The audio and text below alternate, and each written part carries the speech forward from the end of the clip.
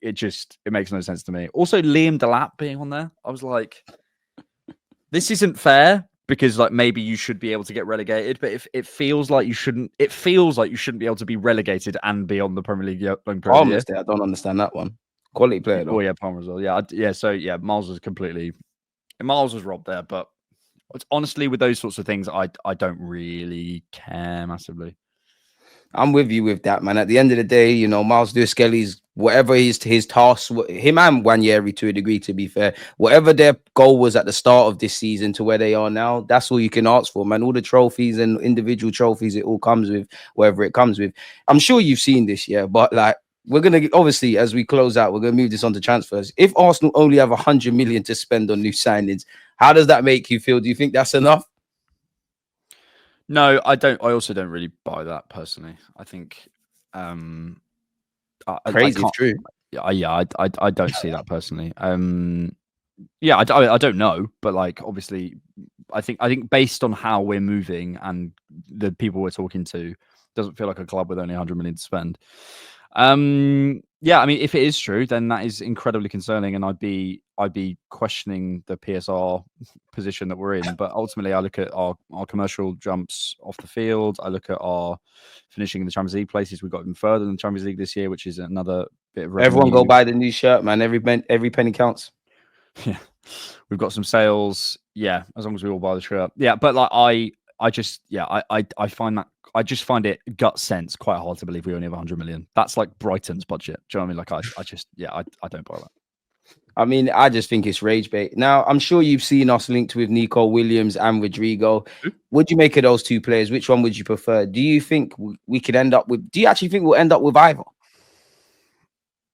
Bro, I hope so. I hope so because again, when we're saying how do we move on from this season and being ruthless with talent, right? Like. These are two of the best wingers in the world. Like, well, I think Nico Williams isn't maybe quite in that category, but I think he will get there.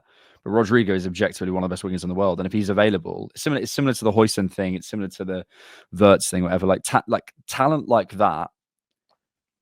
Clubs like Bayern Munich basically every summer go out and go, who's the best player available? Let's go and get him. That's pretty much what they don't like sign. And again, we've got a slightly different model. We're not Bayern Munich, that's fine. But if we can go and get a player like Rodrigo, if he is available, if we can offer him a project and offer him the right wages, etc., then I don't see why you wouldn't go and do that. That just because it's like, oh well, it's not almost like Nico Williams feels more like an Arsenal signing because he's young and he's probably got more to prove in the game. Kind of talent.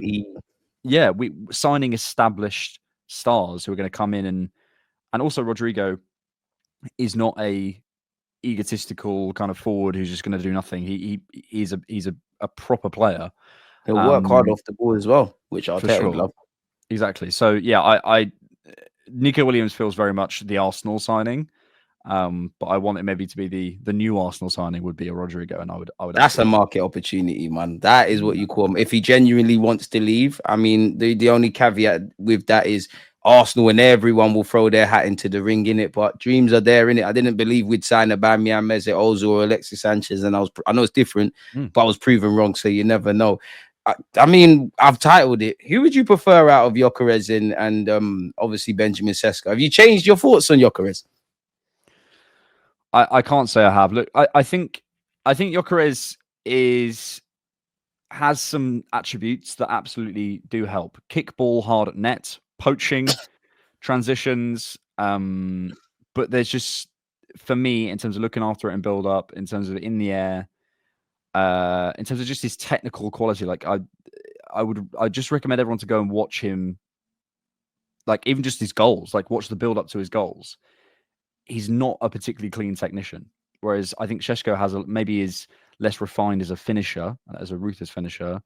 But there's so much more upside, and I think he already adds skills that Gyokeres doesn't have. I think he adds height in terms of and a presence in the box. I think in terms of getting shots off from outside the box, I think he adds that.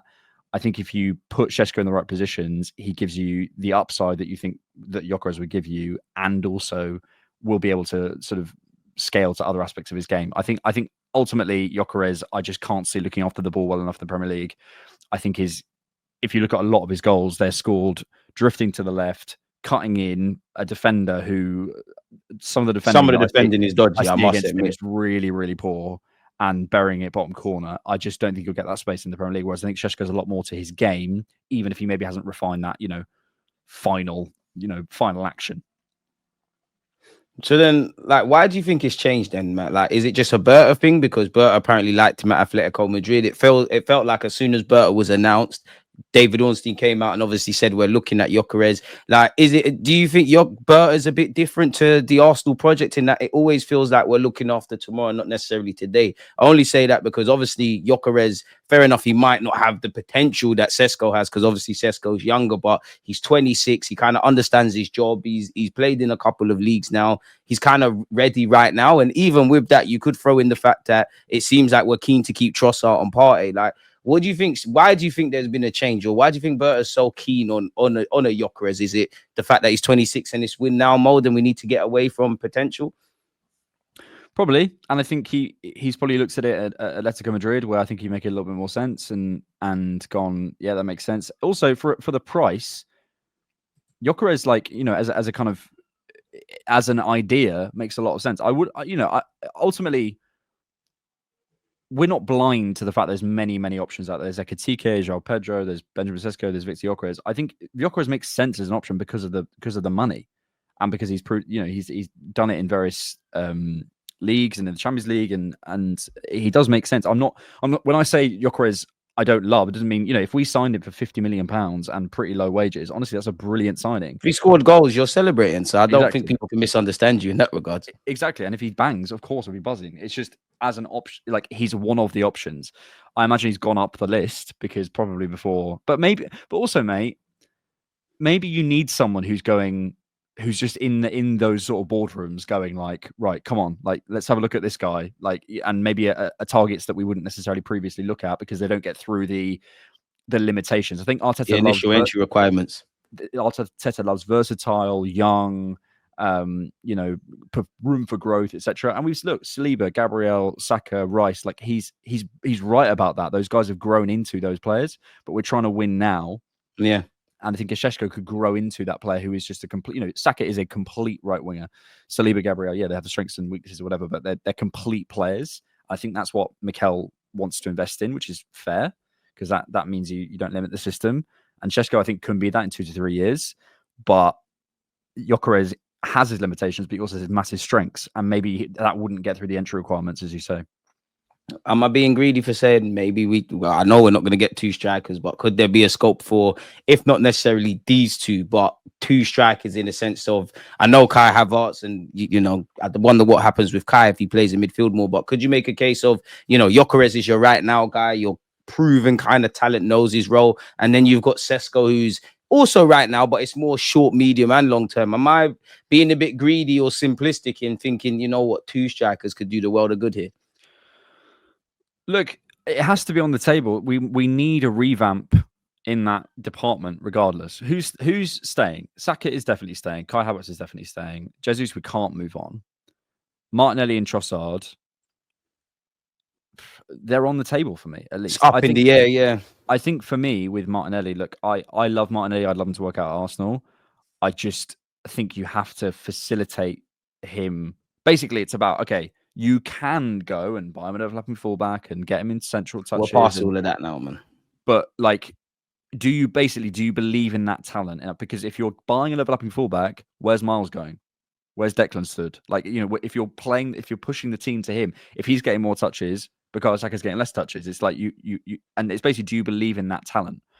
And honestly, I just, at this point, I'm sorry, I don't. So I think he's a brilliant player and can contribute for us if we can have him as depth. If we could sign, bro, like Rodrigo and Sesko on top of, and you keep Martinelli and somebody sell Trossard, oh my god, that's amazing. That's where I'm at with Martinelli and Odegaard. Like, it's either you kick on or you become squad players, or we thingy. And I'm exaggerating, but potentially you lot are, maybe not so much this season, but playing for your futures. If Odegaard has another season like this and Martinelli is another year of not what he used to do, if you're Berta next summer, that might be something, because I know it's not all about how much you get paid and money and all of that jazz. But at the end of the day, as much as I hate it, football's a business, isn't it? And there are some players that are on big deals. You know, when Arteta and Edu first came in, they ripped up the contracts. We were in a bit of good health. Years later, it feels like we need a bit of a revamp. An unpopular opinion, in these last 5, or I say 3 years, as I said earlier, if we won a Champions League, won Prem, picked up some domestic cups, I still think we'd kind of have to do what we're talking about doing in the summer. And naturally, I think the squad's evolved. I think being together for the vast majority of these boys, 3, potentially 4 years, provided just for this example that they're all here next season. It's been a long time. The only reason as to why I think Gyokeres might be above Sesko in things that we haven't said is it appears that he's quote unquote cheaper. It feels like whatever you read about Sesko, it feels like it's quite of an expensive addition. And I like him. I'm sure you see it as well with your line of work on YouTube and that. It feels like there's no in between for Sesko. It feels like people either rate him or he's just not good enough. Like people call him Benjamin Tesco. Like the slander names would be crazy, but I'm here for him, man. I'm here for it. I mean, we can skip over that. I have to ask you, Joao Pedro, man. That's a new name that's been thrown in. What do you make of his signing, if it did happen? You fan? You want it? I like him. Again, is it another hard-working, versatile forward who presses well and, you know, does the right things for Arteta, but isn't that necessarily hungry for goals and is that sort of line leader that people are looking for? Look, he may not be out there, and that's why I think Sesko is for me the closest, because he can become that. Certainly, I think it's almost guaranteed he becomes that. And mate, like we're not that far away. I think for me, it's That's about the annoying thing. Yeah, it's not. We don't need to score 30 more goals. We just need to score a couple more goals and get over a few more lines. And when it really matters, literally it. So for me, it's about closing a skills gap. And I think that's why I push for Sesko, because I think he closes a lot of our skills gap in terms of in transitions and an aerial threat and pushing the line back and runs in behind and a bit more pace, etc., etc. Joao Pedro is up there. It depends. Like for example, he might be an option if we go and sign Rodrigo. He might be like if we sign Rodrigo, that is a starting left winger who yeah, I think would really thrive at Arsenal. But Joao Pedro as a versatile forward, I wouldn't hate it, but he's going to be a lot of money. Like you said, there a lot of money. Like I'm popular opinion. I don't think he leads the line for Arsenal. I think it's but what you said there, like you're just a versatile attacker. I think it's a non-starter because he's gonna cost too much fees. Like he's just gonna cost a lot of money. Brighton, we know how Brighton operate. We've seen the fees for Cucurella and Caicedo. Benjamin White's been 50 million well spent, but we had to pay a premium off the back of a guy having one Premier League season. And then you look at Joao Pedro, who's kind of like their talismanic figure, give or take, with him and Matoma. It's a myth, really and truly. I understand why there's admiration. Arsenal, Liverpool, and Chelsea have all been linked. I can't say I buy too much into that. We've gone over Zubamendi and the whole left back stuff. First time you haven't got my tabs, my guy. We saying for Xavi Simons. I did think it earlier. I thought, no, what was that? That's for me that third category I mentioned earlier, like the need, want, would like if we could do it, then great. But like I think because I feel with Vieira coming back, we've got enough to get through maybe at least till January to. You really want Fabio back in it? You keep saying it. Well, I just want to give him an option. Like I want to give him a chance because it's an area of the pitch that we do have one of the most exciting young talents in the world and theoretically one of the best players in the Premier League in. So like, you know, it's just about hopefully giving some different conditions and a bit more rotation. I'm not against eventually moving on, but to me, right now we've got bigger priorities.